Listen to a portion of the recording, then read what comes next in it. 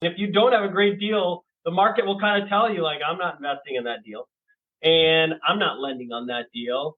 And that's kind of the nice thing is, you kind of have these third parties that will analyze your deal, like the lenders and the bankers and stuff like that.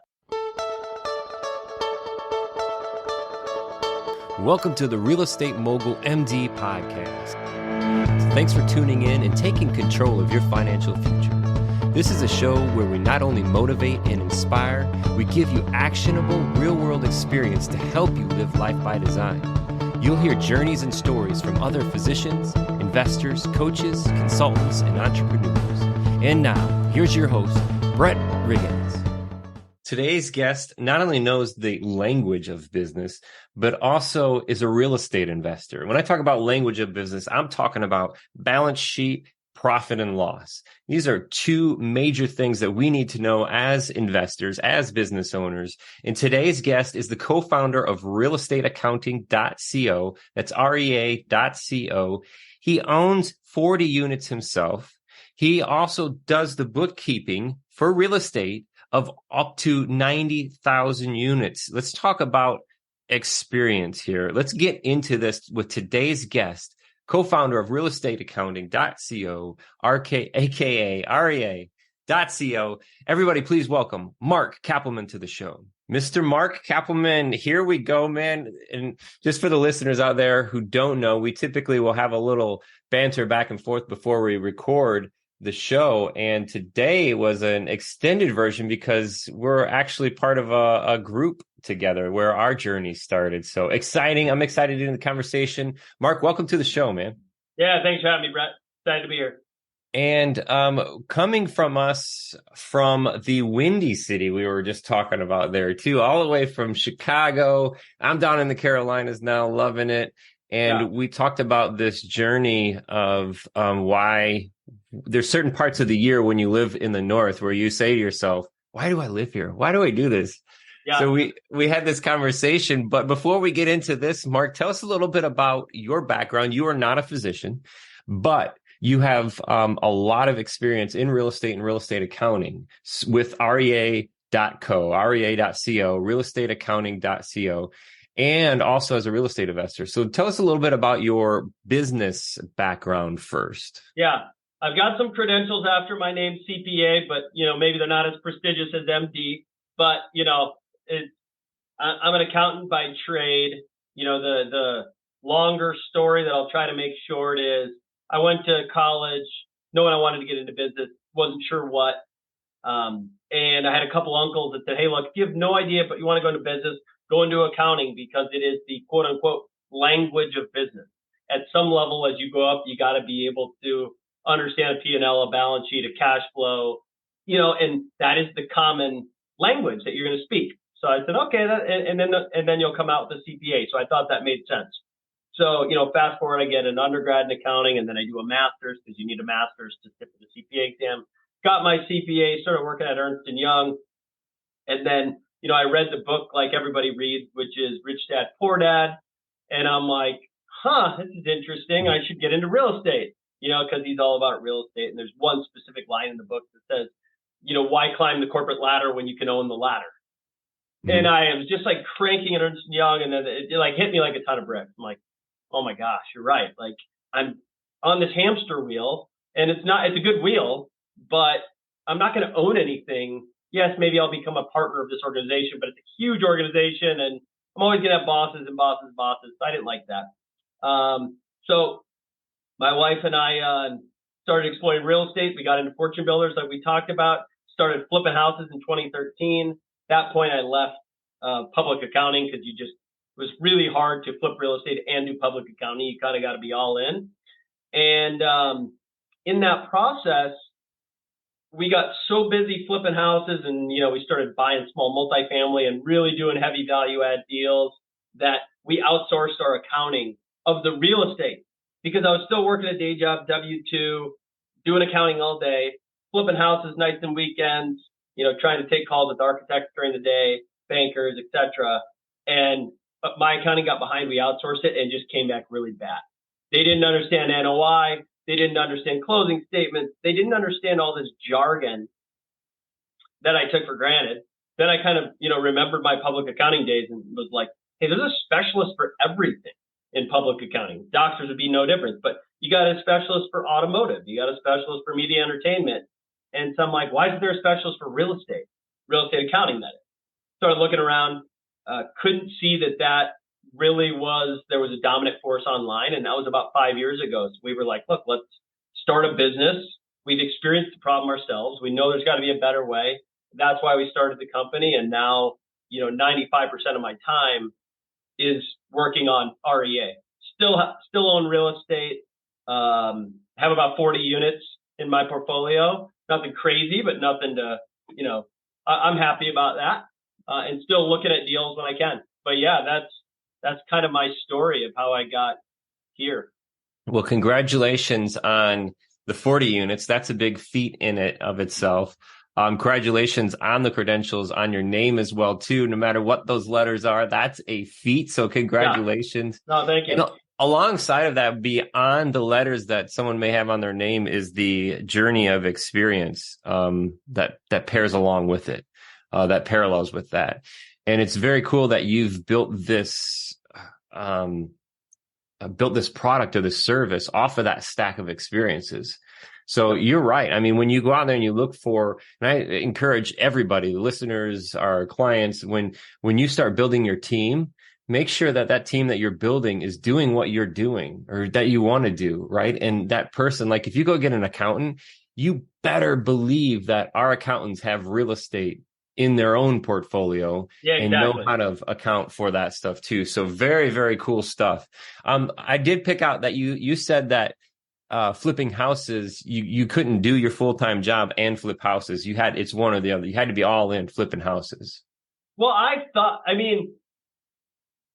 PwC, Ernst Young. I was at Ernst Young, then I moved to PwC. I left out that detail. Didn't matter. But it's just the group I was in, it was kind of all in. I was in this M&A due diligence group and we were working crazy hours. So to think that you could have this like side business raising money with a lot of money on the line, I just didn't personally. I was active. If you want to be a passive investor, then of course, you can passively invest in a ton of deals. But I just felt for myself that it was just really hard to manage. And the biggest part was once we got two deals going at the same time. Mm-hmm. And I think, building REA has been a much more scalable business than, scaling rehabs. Because every rehab is super unique if you're not knocking down and doing new construction, and there's so many choices, and the rooms are never as big as the architect plans said they were going to be. So there's just a lot of decisions, and I know a lot of people have scaled flipping companies, but once we got that second deal going, it was like, oh my God, this is kind of crazy while still having this demanding corporate job. Yeah. And and there's really no need for explanation because I'm right there with you on that. It's difficult. It is possible to scale, and single family in general is a little more difficult to scale, except for that point that you were talking about in the development aspect when you're doing, 20, 30, 50, 100, 200 units, which is a whole nother thing in itself. But flipping houses, yes, we all have colleagues the two of us have colleagues who have scaled this and, are still doing 15, 16, 20 houses at a time. Yeah. Not something I want to do, Mark. I'm good. Yeah. Man, right. Come on with it. Yeah. And I think too, I always think too, it's like every market's unique. So like these Chicago homes that we were working on, they're all built in the early 1900s. Like this idea of like carpet paint is not how rehabs work up here. It's literally gut it to the stud, mechanical, or plumbing, electrical. The foundation's probably jacked, right? And it's like these were heavy rehabs, and not just like we're going to turn this in 3 months. These were like 9 to 12-month projects because you got to get it permitted, and the permit's a whole different process there too. And up here you can't hide on these little 25 by 125 lots and just a sea of houses, an inspector. Don't put a dumpster there. Stay under the light. Exactly. So and then the idea of 1978, 1940, you start pumping past these timelines, the complexity and risk increase when you start moving past these timelines, and then you're getting into these what are the Whitestones, or like these types of old places in Chicago. I mean, you're there for over 100 years on some of these things, right? Yeah. So, and the idea with time, so time and risk are proportionate and are related to each other when it comes to investing, especially in renovations. As soon as you open up a wall, you're opening up your risk. And what we call in the biz, you probably said it this way, you open up a can. As soon as you open Yeah. up that can, you don't know where it's going to go, right? Yeah. Some of the foundation stuff you probably ran into was like underpinning and excavating and stuff under the built Yeah. thing that's 100%. attached to other buildings, right? Yeah. The guys that are scaling in my market are new construction. And Yeah. I think we learned that the hard way. It's like these old homes that you're trying to retrofit into something modern, you might as well just knock it down. It's so much easier for the contractors to have new construction plans.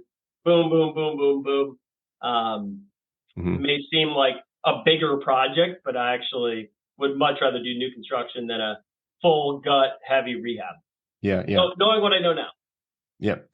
Very cool. And then now you have a portfolio of units. You're also doing some development in Tampa. Is that correct? Tell us a little bit about that. Yeah. Yeah. So 2018, my business partner that I was doing deals with up in Chicago had relocated to Miami because he's from South Florida.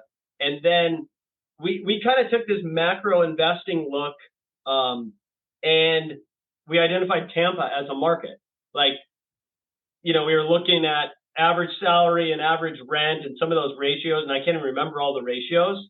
But Tampa looked interesting from a macro perspective.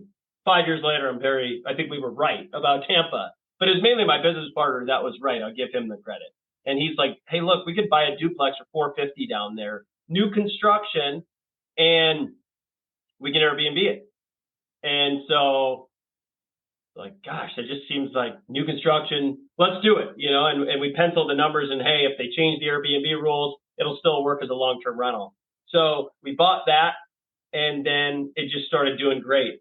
And then we're at the place, we look across the street, there's an empty lot across the street. We're like, let's buy that lot and build just like the developer that built our place, right? Because we were already experienced with rehab.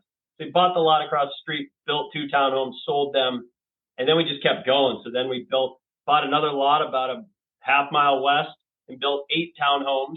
Oh, wow.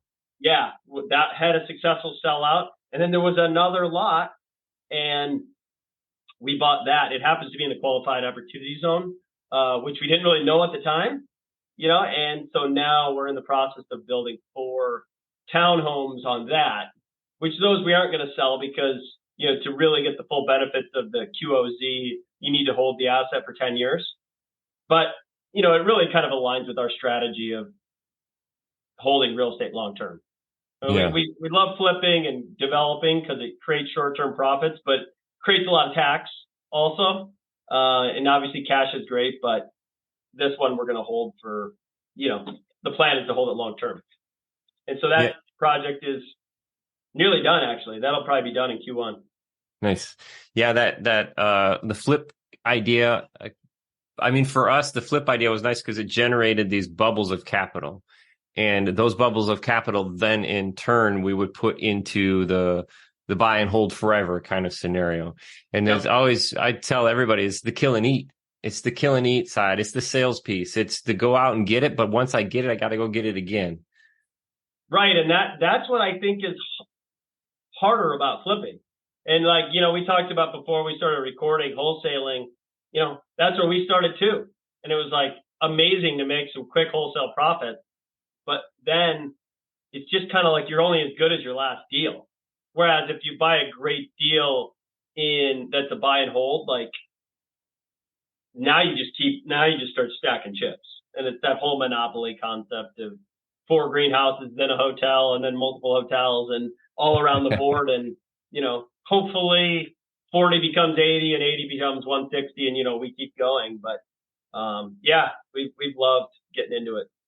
In wholesaling, flipping, are on I guess in my mind, I'm building like this lineal kind of layout of investing, and that wholesale and flipping piece is on the front side for a lot of people. Some physicians, it's difficult. They don't have the time or energy to invest. And when I did it, probably similar to you, it was above and beyond what our other job was.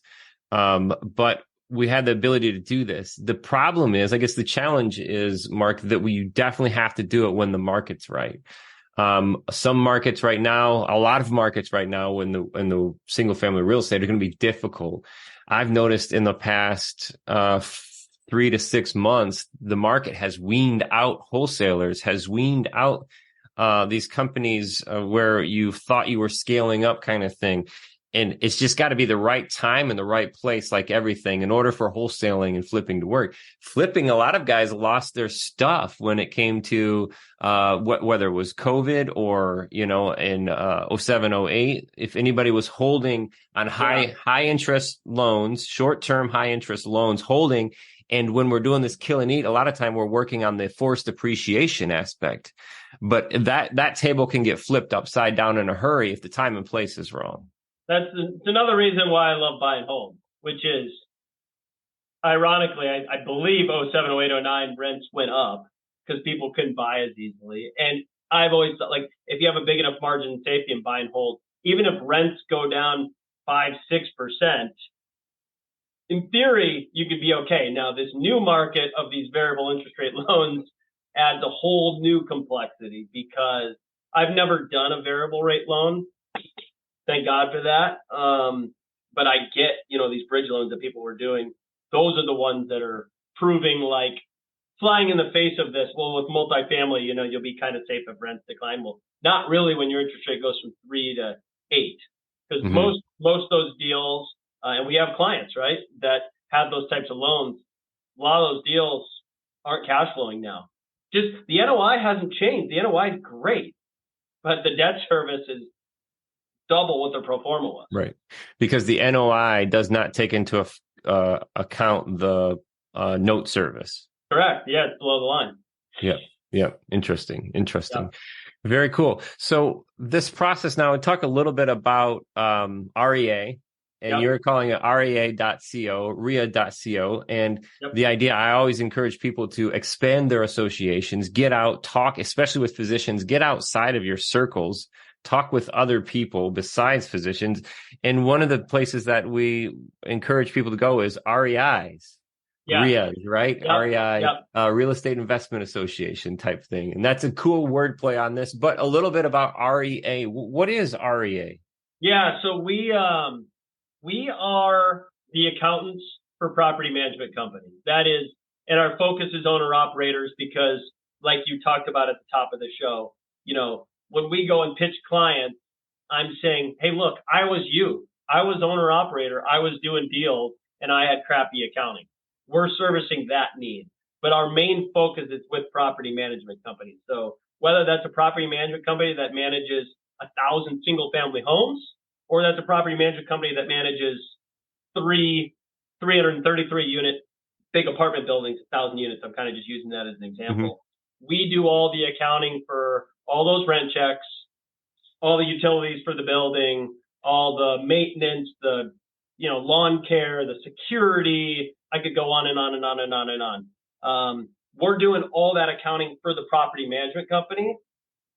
Most of the time, our clients, they both own and manage the properties, and we're producing the financials that then go to the tax guy or gal, that then results in the K1 going to the investors. So if your listeners are passive investors in syndication deals, we would be the downstream people doing the accounting for the building that results in then the financials of the LLC that owns the asset, which then, results in the K1 that we all get as investors. So that's really our niche. And we just, for perspective, we've got, I think we're at 90,000 units now that we do the accounting for on a monthly basis. Wow. And we have about 140 team members. So we've found definitely a niche and found a market need. That's amazing. If you could pick out maybe some of the top mistakes to watch out for? Like if I was looking at a property manager, what are some of the top mistakes that you see property managers make when it comes to the books? And I want to see like the perspective of an owner here working with a property manager. What are some of the mistakes that you see property managers make? Yeah, I mean, one big one is just commingling rent checks and security deposits in the same bank account. Main reason for that is people just forget that, hey, I look at my bank account and it looks like we can do a distribution of 50K this month because we got 60 grand in the bank. I'm making that up. The reality is you might have a $40,000 security deposit liability on the other side of the balance sheet. That's not your cash, Right? right? That's your tenant's cash. That's a big one. A lot of people just don't get NOI right. And of course, NOI is the whole basis for asset valuation in commercial real estate, whether that's multifamily or not. So making sure that you're coding things that should go to repair and maintenance on the P&L or coding things to CapEx that should go on the balance sheet. Because if you put CapEx related items in the P&L into repair and maintenance, drives down your NOI, you apply a cap rate to that NOI, and now your valuation's lower than if you had just put that stuff in the balance sheet. And buyers are always going to analyze your books and make your own adjustments. But as a buyer, I still want to put my best foot forward to begin with. And so that's just a super common mistake. And then, it's just a big part of accounting is just keeping up with it, right? It's keeping up with the hamster wheel. We always say of just, there are a lot of moving pieces going on. The bills never stop. You got to do bank recs, and a lot of people just, they don't want to do accounting, and they kind of put their hands up, and they don't realize that like the softwares that people are using, Appfolio, Yardi, Buildium, etc., they're highly technical. And so, just finding an accountant that can work in-house doesn't mean they know these softwares. And so then you could either hire, Joe or Susie to come work in your office. They just work for you. But you got to pay payroll taxes and get them a computer and do all the stuff that is related to employing people full time. Or you can outsource it to a group like this, it's 1099 check, and we're experts in that software. And so, that's generally speaking, a lot of the clients we pick up are accountant quit. I don't know what to do. I need help. Or I hired somebody. They have no idea what they're doing in Appfolio. Can you come help us? Very cool. Just to bounce back to that CapEx versus repair. And this is just, I guess, my idea on what this looks like. CapEx has to be put on the balance sheet, and then it's depreciated over the life of the property, right? 27 and a half years or something like that. Yeah, depending on the certain things you can accelerate, but yes. Commercial, yeah. And then cost seg, those kinds of things.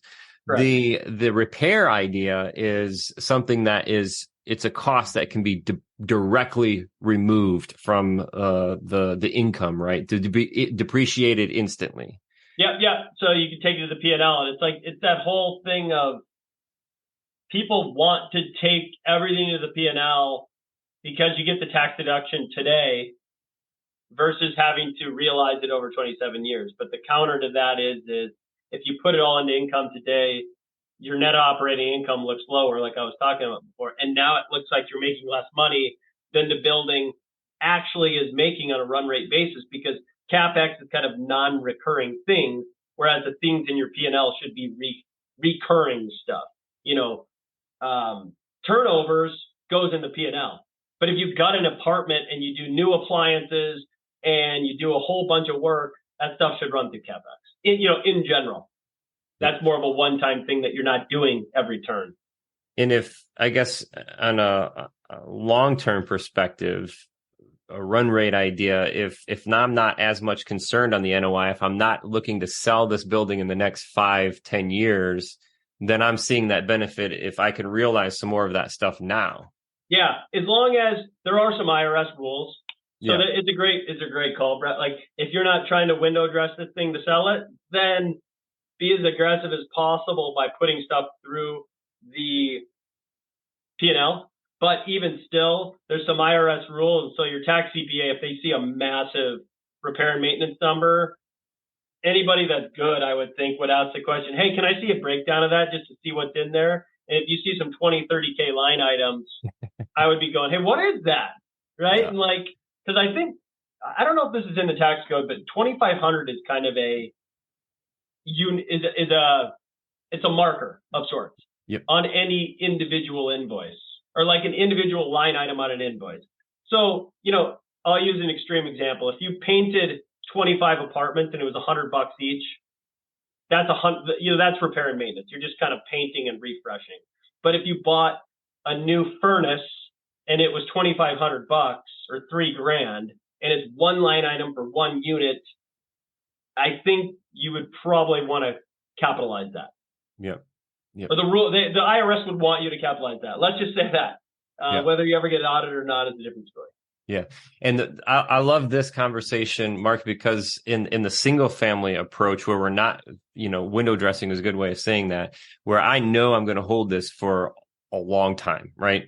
And I know I've got maybe a tenant in place, and this thing is cash flowing. I acquired it, tenant in place. This thing's cash flowing. So how can I can do $40,000 worth of renovation on this, but is there somehow that I can start ticking at these repairs?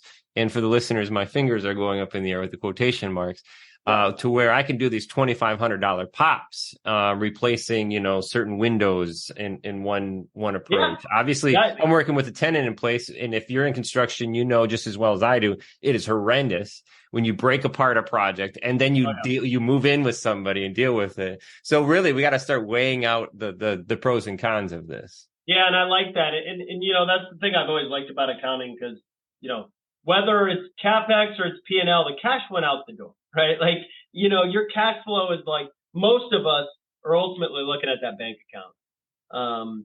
But, that's why when you're actually analyzing deals and looking at numbers, it helps to understand the balance sheet and the P&L and seeing where the movements are and knowing what all that means. So I think, I'm kind of glad my uncles told me to go into accounting for that reason. Maybe there's other great paths, but there's been some benefit from it.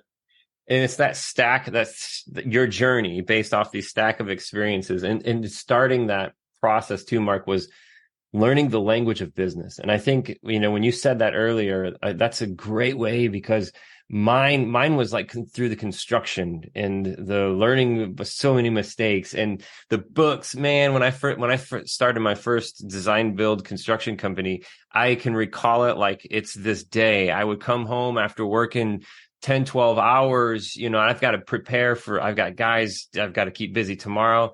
And what doesn't go away? The books. So I would sit at my desk and literally my head would be down, and I'm just like, help me, save me, somebody, because I had no idea. And then I reach out to, I went through so many different accounting firms, because we're a little different outside of the box. Like you're saying, there was nobody niched in this, even in a real estate general niche. Each one of us as an investor have our own little thing that we're doing. Yeah. And it was so hard to find that group or that company that understood. There was so many at first, Mark, that would say, oh yeah, we got that. Oh yeah, we do real estate. Yeah, right. Yeah, right. So we went through so many. Like we're so hyper focused. We don't do general contractors, not because it's not really our expertise. We don't do plumbers, electricians. We don't even do real estate agents. In theory, that should be easy, but I just learned that the riches are in the niches. I don't know, it sounds good, but I think there's some truth to that, because it allows you to it's the same problems over and over, and you get really good. And our whole idea of business is just solve people's problems and do it efficiently. And if you can solve people's problems, they're going to pay you handsomely if it's a pain in the butt problem. Yeah. It reminds me of a book. I can't remember which book it was, but it was explaining the process of, I guess, this analogy where, the guy that comes and mows your lawn is not going to be the guy that cleans out your gutters. And if he does, there's something going on there. How is he mowing your lawn? How is he cleaning out your gutters? That kind of idea. But if you focus down on this, and the fact that you guys work directly with the property manager aspect of this, and not, with somebody who is flipping to hold, it's a whole different kind of it's a very different beast. Now you're looking at draws and you're looking at just different stuff. And that's not stuff that we look at every day, all day. And if you're trying to actually scale a business, you need to have repeatable things. And that's why we don't also do, hotels yet. That's another part of real estate. It's a huge hotel accounting would be massive. Right. But right now we don't do that. Yep. I would pair that in with two things here. If you're not growing, you're dying, but also the where and why that you want to be kind of thing for Mark. Where does Mark want to be? Where is Mark happy? Because those two little kids at home, family, all that stuff pair into that particular question for sure. Yeah. Hey, if you could go back 10 years, 10 or even 15 years, you were Fortune Builders in 13, right? Can you believe that was 20 years ago, Mark? 10 years ago.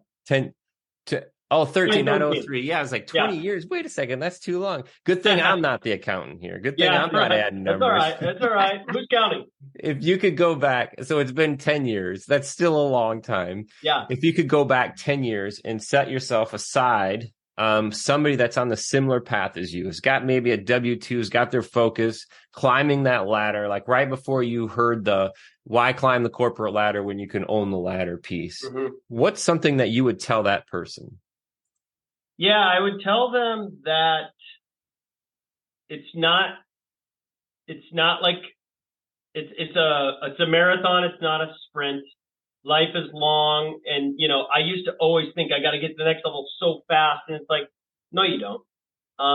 And I guess you're competing with yourself, sure. But when I was younger, I was constantly trying to compare myself to others and judging my success based on how fast they were going. And thank God, maybe that's what I'd tell myself is, look, you can get inspired by those people, but don't judge like the quality of how you're doing, because nothing's ever as good as it seems, right? And nothing's ever as bad as it seems. My wife and I always say that.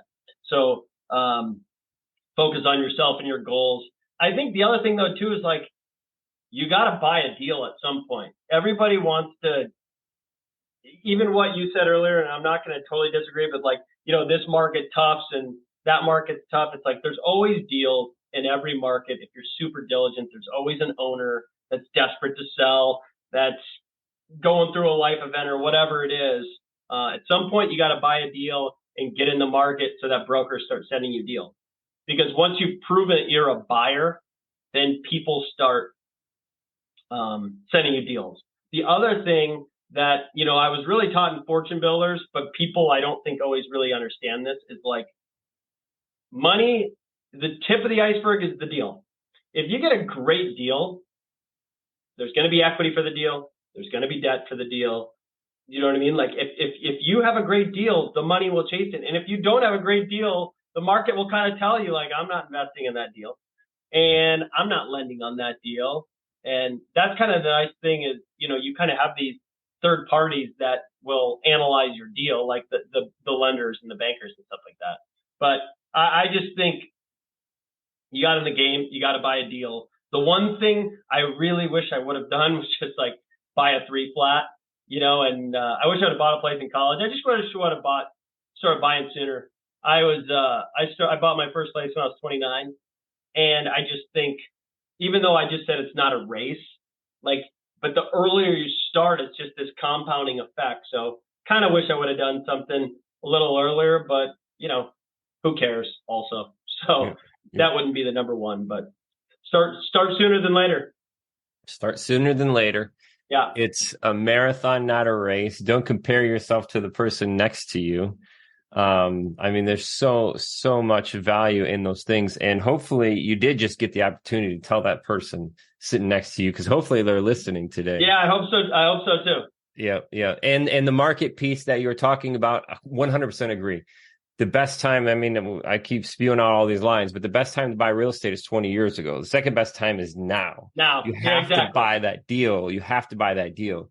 The market piece, you just want to make sure that acquisition that you make is reflective of the market condition that you're in. Your exit strategy needs to be reflective of the market condition you're in. Yeah. And then when you're looking to scale certain things or repeat certain things, then you're increasing that necessity of reflecting the market condition scenario.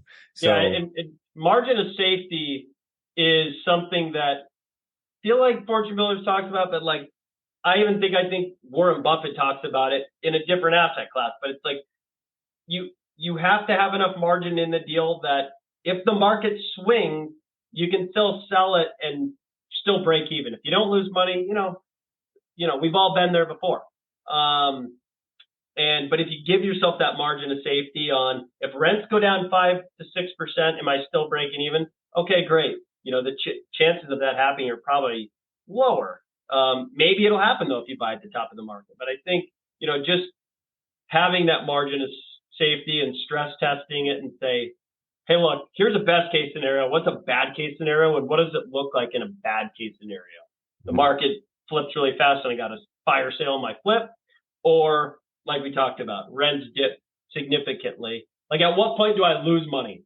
And if those seem like extreme edge cases, then maybe do the deal.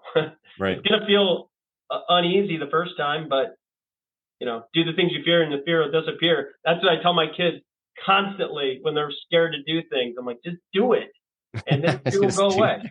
The fear will go away. Yeah. Yeah, that's awesome, man.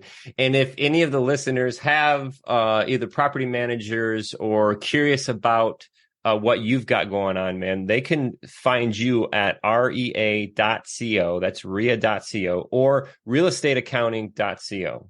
Yeah, both of those work. There's an About Us page. Click on the Contact Us. It'll automatically book a call with somebody from our sales team, which I'm part of the sales team. So one of us would love to have a chat with you, and would love to chat. You can find me on LinkedIn. I think it's just Mark Kapelman. You'll find me.